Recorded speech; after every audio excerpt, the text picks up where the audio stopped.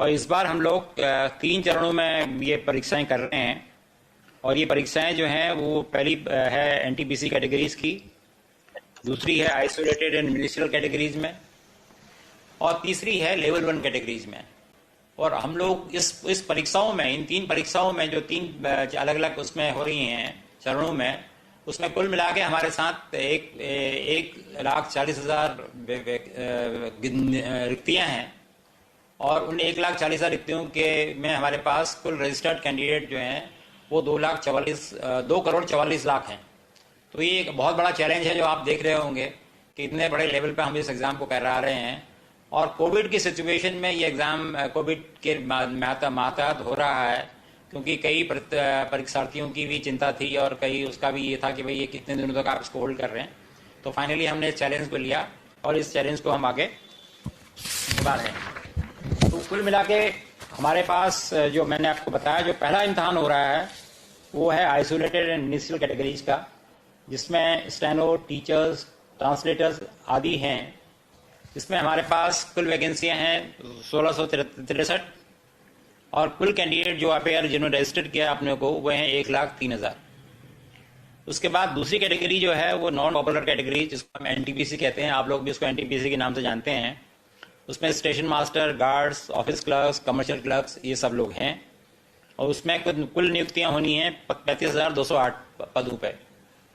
और हमारे पास जो रजिस्टर्ड कैंडिडेट हैं वो हैं 1,26,00,000। और पहली वाली परीक्षा जो है आइसोलेटेड मिनिस्ट्रियल कैटेगरीज की, वो हमने 15 दिसंबर से 18 दिसंबर के बीच में उसको रखा है। और जो नॉन टेक्निकल पॉपुलर कैटेगरी का एग्जाम है, इसको अभी हमने 28 दिसंबर से शुरू करना है और मिड मार्च तक ये जाएगा, क्योंकि आपने देखा है 1,26,00,000 कैंडिडेट हैं, तो ये लंबा पीरियड चलेगा। और तीसरा एग्जाम जो हम करने जा रहे हैं वो है लेवल 1 का, जिसमें ट्रैक मेंटेनेंस हैं, पॉइंट्समैन हैं और भी कई लेवल 1 की पोस्टें हैं जो इसमें होगा। और कुल इसमें पदों की संख्या है 1,03,769। और कुल मिला के इसमें कैंडिडेट हैं जो रजिस्टर्ड हुए हैं 1,15,00,000। और इनका सीबीटी हमने अप्रैल में प्लान किया है। अभी टेंटेटिव प्लानिंग है, वो आपको आगे हम इसकी सूचना दे देंगे पूर्व में, जैसा अभी चल रहा है हम एडवांस में सारी चीजें आपके संज्ञान। कुल मिला के जो अभी हम पहला एग्जाम जो 15 तारीख से शुरू हो रहा है आइसोलेटेड और मिनिस्ट्रियल कैटेगरीज का, उसमें आपने जैसा मैंने अक्टूबर से 20 अक्टूबर के बीच में प्लान है, हम 15 अक्टूबर से 20 अक्टूबर के बीच में। हाँ, अच्छा, हम लोग जो हैं इसमें कोविड-19 गाइडलाइंस को स्ट्रिक्टली फॉलो करेंगे। और हमने इसमें कैंडिडेट को उनके एग्जाम सिटी, डेट के बारे में, उनकी ट्रैवल अथॉरिटी के बारे में 5 दिसंबर से उनको लिंक भेज दिया है इसके बारे में, सो दैट उनको ये सारी सूचनाएं पूर्व में हो कि वो किस सिटी में उनका एग्जाम होगा। अभी सेंटर इसको उस वक्त पता नहीं होता है, सेंटर की बात बताएंगे वो कैसे पता लगेगा। और डेट एंड डाउनलोडिंग का ये वो अपना ट्रैवल डॉक्यूमेंट जो है, जैसे SC/ST कैंडिडेट होते हैं उनको हम लोग पासेस देते हैं, तो वो अपने ट्रैवल डॉक्यूमेंट 5 दिसंबर से डाउनलोड कर रहे हैं। और जो ई-कॉल लेटर्स हैं वो हम आज 11 तारीख को 4 बजे से वो उनको ई-कॉल लेटर भी आज डिस्पैच करना शुरू कर देंगे। और हमने सभी इसमें सभी अपने प्रतियोगियों को ये बताया है कि भाई वो आगे की सूचना या कोई भी सूचना में किसी और वेबसाइट या किसी और सोर्स पे अवेलेबल न करें। वो हमारी जो RRBs की ऑफिशियल वेबसाइट हैं उसमें ही सूचना पे निर्भर करें और सत्यता कर जो सत्य सूचना के बारे में। और जो इस बारे में आपको बताना चाहूँगा कि जो ये 15 तारीख से जो एग्ज़ाम हो रहा है, इसमें 1,00,000 कैंडिडेट हैं और हम लोगों ने 354 CBT सेंटर्स फाइनलाइज किए हैं। और ये कैंडिडेट जो हैं लार्जली इनको सबको आइदर उसी शहर में, अब उसी प्रदेश में, या जहाँ पे मिनिमम ट्रैवल इन्वॉल्व हो वहाँ पे हमने इनको अकोमोडेट किया है। तो हमारा प्रयास पूरा ये है कि कम से कम लोगों को डिस्टर्बेंस हो और लोगों को कोई तकलीफ ना हो। ये एग्ज़ाम 2 शिफ्ट में होंगे, 120 मिनट के, 90 से 120 मिनट के। हाँ सॉरी, ये जो जनरल कैंडिडेट हैं उनको 90 मिनट का समय मिलेगा। और जो विज्ञान जो लोग दिव्यांग लोग हैं उनको हम लोग 120 मिनट देंगे। और वो जो है स्क्राइब के साथ वो उनको 120 मिनट मिलेगा। और ये एग्ज़ाम जो है पहली शिफ्ट 9 बजे सुबह शुरू होगी और दूसरी शिफ्ट 1:30 बजे होगी। अरे मतलब गेट, सॉरी, मैं आपको ये बताना चाह रहा था कि पहली शिफ्ट का गेट ओपनिंग टाइम 9 बजे होगा और गेट क्लोजिंग टाइम 10 बजे का होगा मॉर्निंग में, और एग्ज़ाम 10:30 बजे शुरू होगा। और दूसरी शिफ्ट जो है 1:30 बजे से शुरू होगी, 1:30 बजे गेट खोलेगा उसका, और गेट क्लोजिंग जो है वो 2:30 बजे हो जाएगा और 3 बजे से एग्ज़ाम होगा। तो हम, और अगली स्लाइड में मैं देख रहा हूँ, दिखाऊंगा आपको कि कैंडिडेट्स हमें जो 1,25,000 क्या कितना, अच्छा सॉरी, हाँ, ये 1,11,917 कैंडिडेट किस तरीके से, किन प्रांतों में किस तरीके से इनका डिस्ट्रीब्यूशन है, वो आपको इसकी जानकारी मिल जाएगी इससे। जैसे उत्तर प्रदेश में सबसे ज़्यादा कैंडिडेट है, मेरे ख्याल से मिजोरम में सबसे कम है क्या, या अंडमान निकोबार में सबसे कम है। तो ये इस तरीके से इनका, हमारे यहाँ जो एप्लीकेंट हैं उनका डिस्ट्रीब्यूशन ये है। और सिमिलरली अगली स्लाइड में हम दिखा रहे हैं आपको कि 1,25,88,524 एनटीपीसी कैंडिडेट, उनका डिस्ट्रीब्यूशन किस तरीके से है, हम हर स्टेट्स में कहाँ पे उनको है। तो हमारी पहला प्रयास यही है कि जहाँ जिस प्रदेश के हैं वो उनको वहीं पे अकोमोडेट कर सकें। और बहुत बड़ा चैलेंज है कोविड सिचुएशन में इसको कराना, तो उसमें जो कुछ मिनिमल डिस्टर्बेंस, अनअवॉइडेबल डिस्टर्बेंस होगा, वही हम चाहेंगे कि प्रतियोगियों को रहे, अन्यथा वो ऐसा नहीं होगा।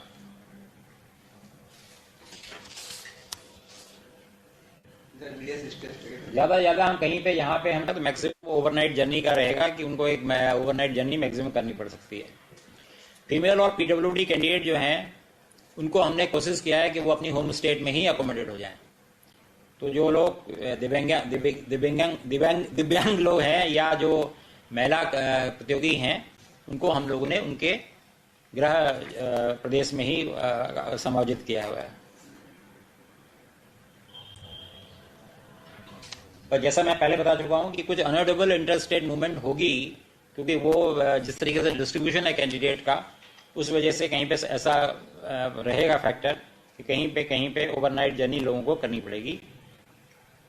और हमने इस मामले में ये कोशिश किया है कि रेलवे की सुविधाएं सदस्यों को मिलें, और जहाँ पे हमने अपने जो ट्रांसपोर्टेशन डायरेक्टरेट है उनको उनकी ट्रैवल रिक्वायरमेंट उनको बता दी है, और जहाँ जरूरत पड़ेगी और जहाँ पे वो फिजिबल होगा वहाँ पे हम लोग स्पेशल ट्रेनें उनके लिए चलाएंगे।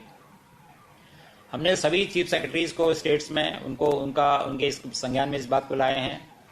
हमारे अध्यक्ष महोदय ने उनको लिखा है कि वो जो हमारे आरआरबीज हैं, जो रेलवे रिक्रूटमेंट बोर्ड्स हैं, जो रेलवे भर्ती परिषद हैं, तो उनको वो उचित वहाँ लोकल एडमिनिस्ट्रेशन को ये आदेश दें या उनको ये सुझाव दें कि उनको उचित सपोर्ट दिया जाए, और वो उनको, जिससे कि स्मूथली ये एग्जाम कंडक्ट हो सके।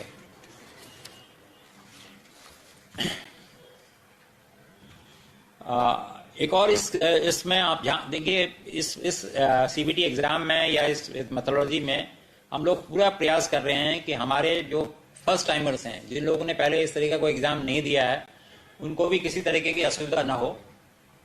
तो हम लोगों ने उन लोगों को एक लिंक प्रोवाइड किया है जहाँ पे वो मॉक टेस्ट जो कर सकते हैं।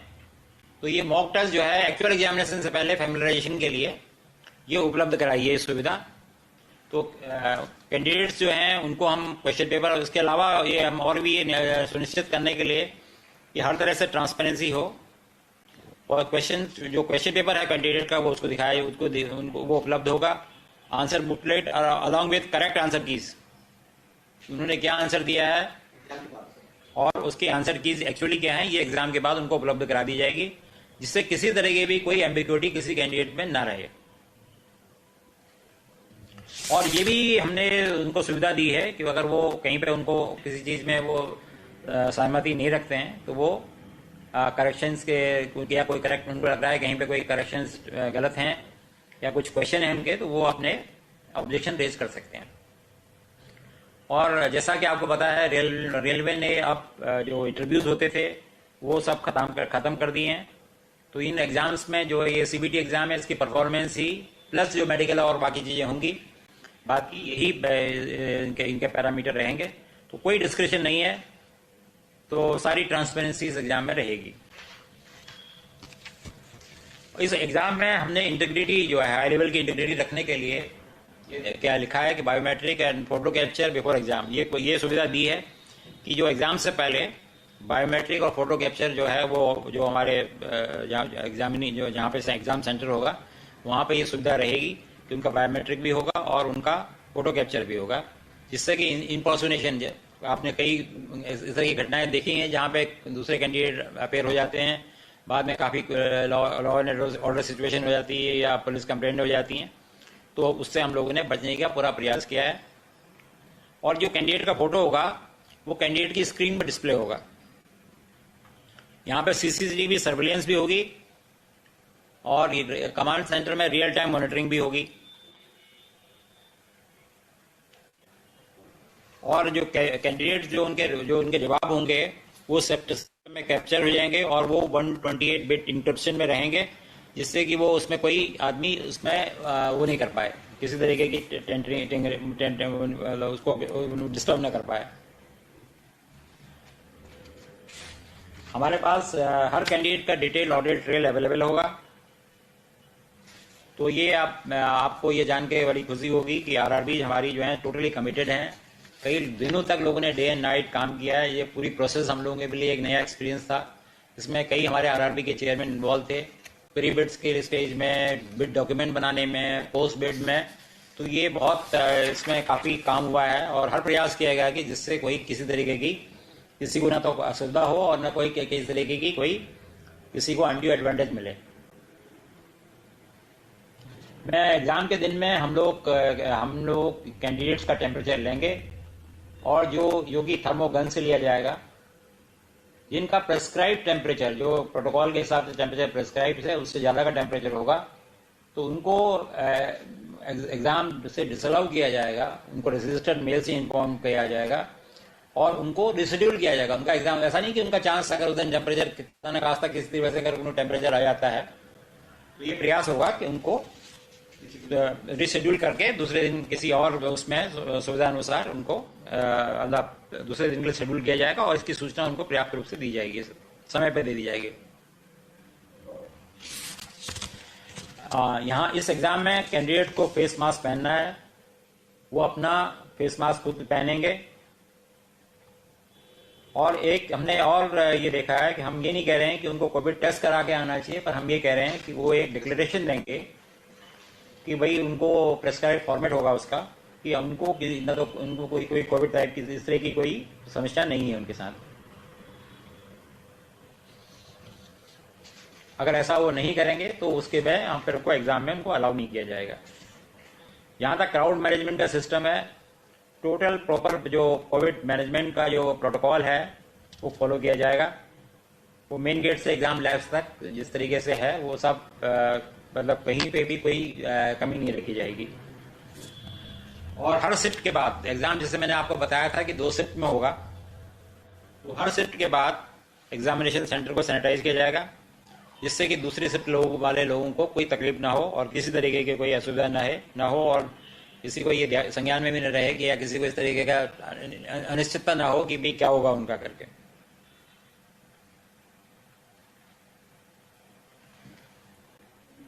तो इस तरीके से हमने जितने भी रिलेवेंट प्रोटोकॉल्स हैं, गाइडलाइंस हैं, उनको हम लोग 100% कंप्लाई